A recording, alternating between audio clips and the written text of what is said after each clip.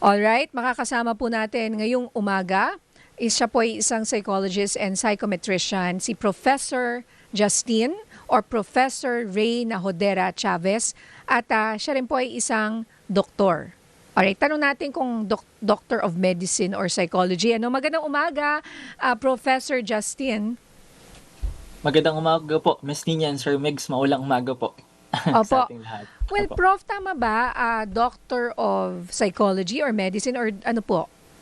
Doctor of Psychology po, pero pag-graduate na rin po. This upcoming semester, Miss Nina. Ayun, okay. Yes. Kaya Dr. Serbisyo segment Yes po ito. Alright, ano po ang muna yung psychometrician? Kasi kayo po ay isang psychologist and isang psychometrician.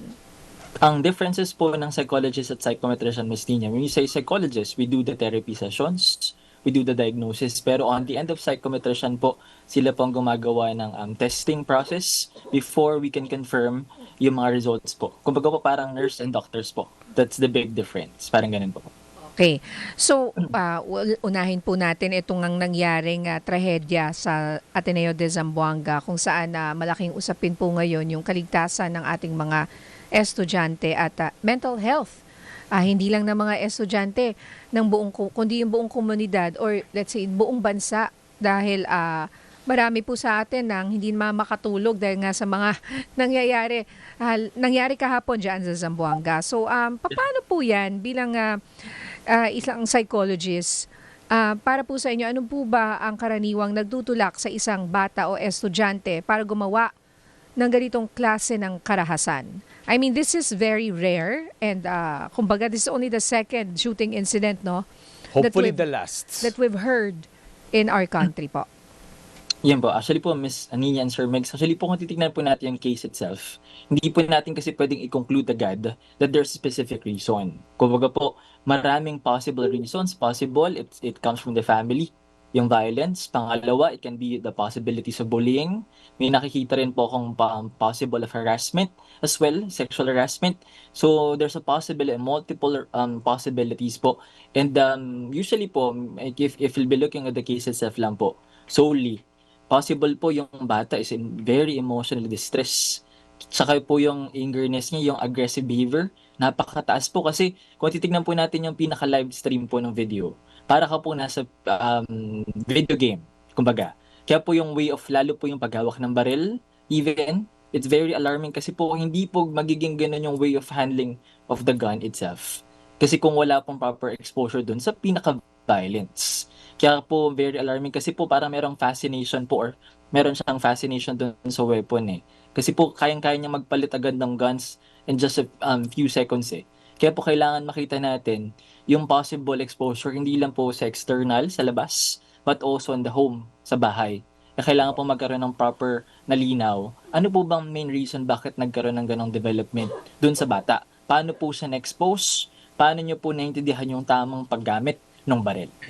I mean, yung maling Yes. paggamit ng baril. Sorry po. Yeah. So ngayon, Prof, while investigation is still underway at syempre hindi pa tayo makapag-conclude ng any cause kung bakit ganito, from a psychology perspective, sa ganitong klaseng usapin, posible bang hilig lang? Sabihin natin, in theory, walang influence, walang hindi na bully, hindi na harass, etc. Posible bang hilig lang? And yung hilig lang na yun, bakit siya nagta-translate into real life? Actually po, sir, when we say hilig, it's being developed eh. So, sabihin po, wala po kasing batang na-develop na violent. Wala pong batang na-develop na hilig agad ang paggamit ng baril. Kasi po, ang hobbies natin is brought by exposure. Nakita po kasi natin sa ating parents, sa family members, or even around us. Kaya po tayo naging interested. Kaya po yung hilig, possible, talaga pong malaki ang possibilities nun, sir, na talagang nakita niya sa either other family members, parents, or anyone po na malapit sa kanya. Kaya po yung hilig na term can be a risk term na dahil po na-expose po talaga siya, Sir Meg. So, Opo. it can be a theory as well with some perspective kung sa mga typical lang po na ginagawa natin as Filipino, pwede po dahil generational habits naman yan eh. Pero yung way of using the gun, Yes. can be not be ang term po, ang hilig po. So Parang prof, ganun. so prof ngayon in 2026 what changed? Kasi hindi naman ngayon lang nagkaroon ng video games at least, 'di ba? Hindi naman tayo nagkaroon ng exposure sa mga action films. I mean, matagal na 'yan, dekada na 'yan. Pero ngayon lang natin siya nakikita na At translate sa totoong nagtatranslate sa totoong buhay. buhay. Kasi exposed rin naman tayo Migs, dun sa Yeah. mga nilalaro mo dati na mga, ano nga ba tawag dyan? Iba-iba, mga first person, mga shooter, Counter-Strike. Counter-Strike, diba? for example, Oo. di ba? Mga Pero ganon. Hindi O yung ka naman ginawa, di mo naman, oo. O kaya mga action films, di ba? Na may Grabe mga... nga yung mga action, yung artista na yon, sino nga ba yun? Oo, marami. Keanu Reeves, O, Keanu yung movie Reeves, niya. di ba? O, di ba? Pero Na hindi puro naman patayan. hindi naman siya napupunta sa actual na pasensya na sa term sa patayan, 'di ba? Ngayon prof, what changed behaviorally? Actually po, like the big difference po kasi po yung question can be also a question of what is the big difference ng ating generation from before to today. Kita po natin siguro po yung way of management, lalo po yung understanding na yung violence can be done basically po yung typical lang, halimbawa nag-aasaran po. Masosolusyonan po yan ng typical food. Pero ngayon po kasi talaga po when you say violence po lalo sa school, bullying, ang goal po ng mga bata ngayon talaga po makaganti. That's their main goal. Kaya po napakinggan ko po yung arguments, so yung conversation nyo po kanina, talaga po yung mga bata ngayon, they have, there is silang certain goal. Kumbaga po, their goal is to really have, yung goal nila minsan makasakit, maka-affect ng emotions and even physical reasons. Kaya po, that's the big difference. Ngayon, meron na pang certain goal. Dati parang nag-away tayo, mamaya bati na tayo. Ngayon, nag-away tayo, talagang mahaba ang talagang diskusyon, mahaba ang magiging arguments natin. So that's the big difference po ng behaviors ng mga bata po. Again, it's not to generalize, pero as we can see, the kids these days po, yun po ang nakikita natin. Yung Opo. behavior tends to be aggressive at some point. Yan po. Yes, and all right. So, ang isa ko pa pong gustong itanong ay yung topic about the NVE na mahirap pa rin intindihin para sa marami sa atin at bago sa aming pandinig. Can you explain this NVE na nagiging phenomenon sa buong mundo, hindi lang sa Pilipinas, kumbaga nangyayari siya sa iba't ibang parte ng mundo? Sige po, when you say NVE, ito po yung emotions natin. Halimbawa po, takot po tayo. Lalo po ito po kasi is brought by trauma. Kasi po yung NVE and also known as negative valence emotions, ito po yung effect sa atin. Lalo po yung takot, fear, typical na galit po natin emotionally, hindi lang po sa sarili natin but also to other people as well. And even yung consistent po na lungkot. Kaya po because of this NVE, typically, the people or the individual tends to have violent behaviors po. Yun po ang nagiging results sa kanila. Opo. Kaya po, again, ito po yung new term, kaya kailangan po magkaroon pa ng intensive po na pagkaintindi dito. Kasi po ito ay brought by, kaya po siya na term, dahil po siya na pangalawa na po. And again, sabi ng Sir Mix, it will be the last po na Opo. shooting incident. Opo. po sa atin. Prof, yung NVE in psychology, ano po ulit siya in psychology? And it's a negative valence emotion. Negative valence emotion. So iba pa yan. Doon sa sinasabi ko po kanina na nihilistic violent extremism. Yes po. Yung dahil actually po, nag-groom ng mga, 'di ba, mga batang vulnerable online, and the groomer ay maaaring nasa kung saang parte ng mundo, 'di ba? Tapos go-groom ka niya para gumawa Yes. at maghasik ng lagim. yes, Miss Nina, yung nihilistic naman po na violence, ano po yung letter E? Extremism. Oo. Yung ganun po, it's more on the other sides naman po. Yung the envy on the other end, it's more on our emotions naman po. Yung takot, kaya po nagagawa natin yung violence. So, dalawang perspective po siya. Kung titignan. Opo. Magkaiba. Oo. Kasi Yes, po. Kasi nga, yung nihilistic violence extremism po ay wala raw purpose yun eh. Yun yung parang gusto mo lang talagang, wala kang goal, wala kang purpose. And parang mas nakakatakot yun. Kesa yung iba, mabuti pa may goal ka para at least may, alam mo, ano bang, hindi naman sa mabuti, but at least may konting explanation ba? May logic. Bakit May mo logic. ginawa itong karahasan na to? Pero pag sinabing kaya nga extremist eh, para kang extremist, Oo, di ba? wala. Wala kang goal. Ang sabi dito, pagka nire-research po namin, and yung based on the other interviews po, you just want to spark pure chaos and societal collapse. Ano po masasabi nyo doon, Prof? Actually po, yung societal collapse, meron nga rin po ako nabasa dahil daw po dito sa, yun po, tulad yan sa NVE, as well, emotionally speaking or extremity speaking po, ito daw po meron daw po mga individuals who tends to talaga pumapasok sa mga Discord, sa mga games po, just to do the grooming, tapos meron po silang mga papagawang behaviors. Sabi niyo po kanina, Miss Nina, meron pong iba, nagbabato ng sasakyan, so Iba-iba, iba-iba. Iba-iba po, wherein it's quite alarming kasi po ito po yung talagang ways nila to do the societal collapse. Kaya po very alarming. Kaya po talagang kailangan magkaroon ng proper interventions lang po. Hindi lang po sa bahay but also in school as well. Lalo po magkaroon ng strong bind, lalo po strong intervention po sa mga guidance counselors natin. Even psychologists po, like us, kailangan po magkaroon ng proper and immediate psychological first aid po para Kaya- po sa mga... Kaya yung news yesterday, actually, yung mga nambato na parang 5 bata may dumaan lang na sasakyan, parang gusto kong imbestigahan pa yun na mas malalim dahil walang reason kung ba't nila ginawa yun. Parang out of the blue, Mitya yun eh. basta na lang sila nagkokos ng ganun nga, chaos at walang reason na ng gugulo at naninira ng mga public property, yung mga ganon.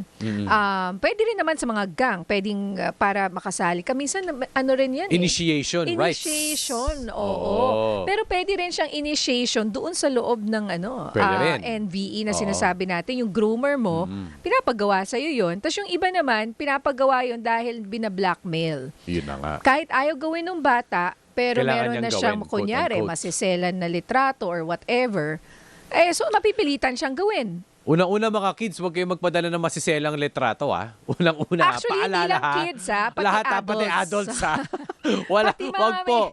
Wag po, wag mga niyo nasa pagkakatiwalaan yan.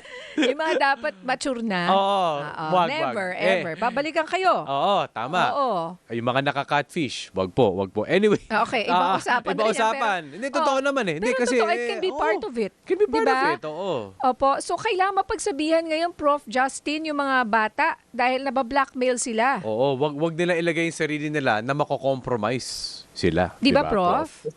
Yes po, Miss Tina and Sir Mark, kasi po kapag talaga na-compromise na yung personal life natin brought by that one picture, masisira na po talaga ang buhay natin. Kaya po kailangan yung mga parents po talaga, kailangan kahit paano po yung usage of social media, uses of this kind of application, meron din po tayong control Yes, It's yes. not parang hindi naman po sa sinasakal natin yung bata. It's more on kailangan po po natin ng proper control or proper intervention po, especially these days. Po. Kailangan po natin. Apo. Opo, well, syempre po dahil po sa usapin pong ito, no, kung sakasakali lang po, nakakailanganin po natin ang tulong ng NCMH. Ito po ang kanilang crisis hotline, 1553 or 1-800-1888-1553 para po sa kanilang mobile numbers 0919-057-1553 or 0917-899-8727, 0966-351-4518. Yan po ang National Center for Mental Health. Ayan. Prof, matanong ko lang, Prof, no? Of course, we talk about the kids, di ba? We talk about yung environment ng mga bata. Pero sa mga magulang din po, ay tayo, mga magulang, mga in the family, baka naman mamaya, we live in fear. Di ba? Baka mamaya, naku, masyado na akong worried. Paano ba ako din mamumuhay bilang isang magulang para to go on with life and kumbaga kahit papaano manavigate itong mga Oo. klase ng mga realities na to. I can relate, partner, because napaparanoid tayo. Yeah. Prof. Justin, parang ngayon gusto kong bumalik sa eskwelahan ng anak ko para tingnan ko meron bang metal detector dito. 'Di ba? Paano ba yung security measures? Ano ba yung ginagawa ng schools para ma-ensure gagawin nila yung lahat para hindi mangyari yung ganitong klase ng karahasan, Prof. Justin? Actually po, dahil po sa mga bata ngayon, unang-una po, kung if you want to observe the kids, so unang-una po, Miss Tina and Sir Megs, kapag kakausapin niyo po yung bata, kasi syempre po, before we can feel relief, kailangan po ma-observe mo natin ang mga anak natin. And again, kapag kakausapin niyo po ang mga bata, if you want to confront them, wag niyo po silang kakausapin ng very direct, nakaharap po silang ganyan. Bakit? Kasi po, they feel that the parent itself can be also authoritative or at some point confrontational ang atake. Pero mahalaga po, kapag kausap natin ang mga bata, para at least kahit paano, we can also check them, especially their emotions. Kailangan po, katabi lang natin sila. para kahit paano po, when you do want to check, para kahit paano, there's also relief sa atin, para hindi po rin tayo na-stress. Mas madali po kasing kausapin ng mga bata when you do talk to them on their side. Mas madali po. Uy, kamusta ka? Kamusta ka na? I mean, kamusta sa school, for example? Ayaw nila Kasi po, yan, po, Doc, yes po. Prof. Sa totoo lang. Pag nakukulit. Kumusta ang school? Good. Okay lang. Apo. Di ba? Hindi yan sasagutin. Lalo na kung nag-eye-to-eye contact ka. That's Yes. why avoid eye-to-eye contact.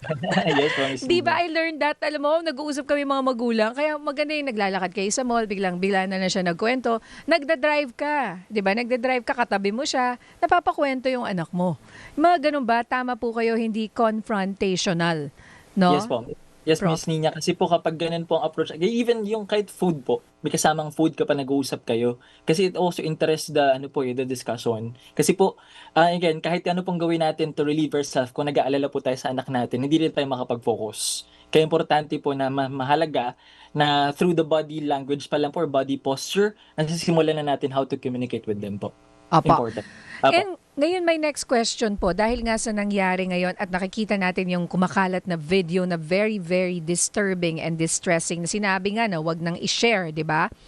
Paano po dapat mag-react or paano ba namin ipaprocess yung aming feelings, lalo na yung mga talagang very affected, yung mga estudyante, yung mga guro, sa ganitong klase ng traumatic incident? Actually po, kung titignan po natin ang perspective ng parents, unang-una, don't overreact. Pakinggan muna po na natin yung mga bata. Kasi po, in the process of psychological first aid, meron po tayong tinatawag na 3 Ls. Look, listen, and link. Ano po yung tatlo na yan? Unang-una, look nyo muna po yung emotions nila. Obserbahan nyo muna po habang nakikinig kayo. Observe how they respond. Natatakot ba? Nanginginig ba physically? Obserbahan nyo muna po. Then listen. Yung tingnan nyo po para medyo may stuttering ba? Tingnan nyo po yung labi even. Tapos tingnan yung link po, yung last linking. Kung hindi po natin makontak agad ang NCMH, for example, nahirapan kayo to reach out or any mental professional, link na po natin sa school. Kasi mismo ang school, even the guidance counselor can link on the authorities. It's a for even psychologist po. Kasi po, ngayon ang problem po kasi, hindi alam agad ng iba. Saan nila dadalhin yung anak nila? So kailangan po, kung hindi natin alam, i-endorse na natin sa school na po ang tutulong sa atin. So it can be a good procedure po, Ms. Tina and Sir Migs, na pwede nating masimulan kahit papaano.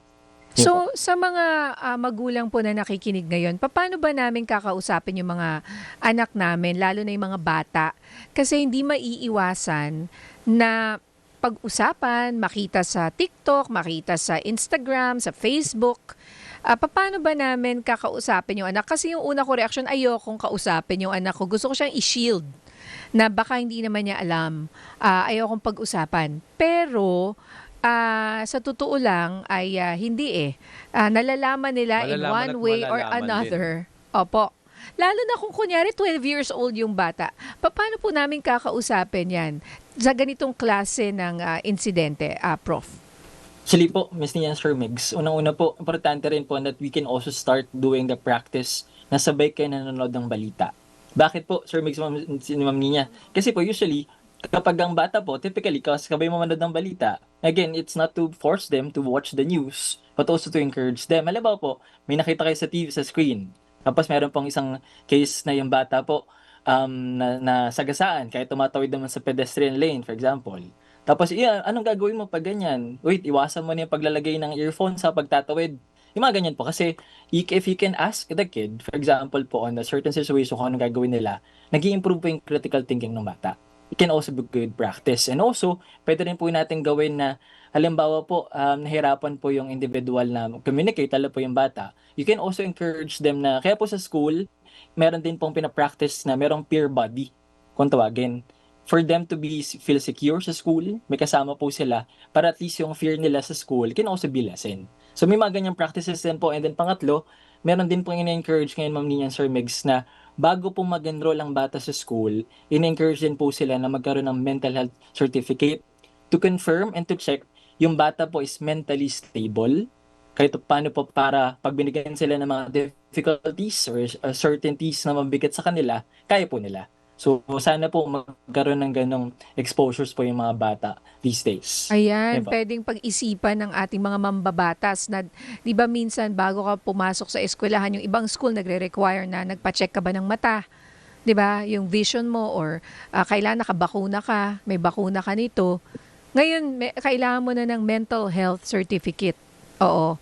Hindi naman to discriminate, but at least para alam nung school authorities paano ka i-handle. Correct. Kasi some kids, iba yung pag-handle nila ng bullying or pressure kumpara sa iba. Meron talagang mas vulnerable eh. So minsan, hindi lang mga kaklase, even teachers. Oo. We've heard of stories na sila yung nambubuli sa mga estudyante nila. Or minsan di sila aware. Pero grabe yung grabe yung effect ng teacher sa estudyante. I'm sure iba sa inyo, makakalit, nag-uusap kami kahapon eh. Meron ka bang teacher na nakakatroma? Minsan may ganun siguro, Oo. dapat yung teacher mag-isip-isip na rin kung Oo. paano sila mag-handle ng mga estudyante. Hindi ba, Prof. Justin? Yes po, Ma'am Nina, actually po, matatarin po yan Sir Migs and Ma'am Nina, actually, importante po that we have a proper clearance po on this part kasi kung hindi po nagkakaroon ng clear interaction po ang both parents and also the school, nawawala din po ng guidance yung bata. Kaya kailangan po on the end of this kind of intervention, magkaroon ng digital and also mental health literacy po yung mga bata and even the parents. Kaya po importante rin po during the orientations, bago po mag-start ang school, magkaroon ng interventions po for both. Kaya kailangan po through this kind of presentations or orientations, magkakaroon po ng linaw at kahit pa paano po may iwasan yung gantong mga pangyayari. Lalo po yung mga shooting incident and even stabbing incident po in some cases. So sana po mabawasan at sana po ito ng huling case naman pag-uusapan natin about this kind po. Sana nga po, Okay. Prof. Justin. Maraming salamat kay Prof. Justin Ray Nahodera Chavez, ang ating psychologist and psychometrician. Salamat po. Thank you, Prof. Thank you, Ms. Nina and Sir Migs. Maraming salamat po. Ay mamaya makakausap naman po natin si Professor Danilo Araw ng Department of Journalism ng UP Diliman.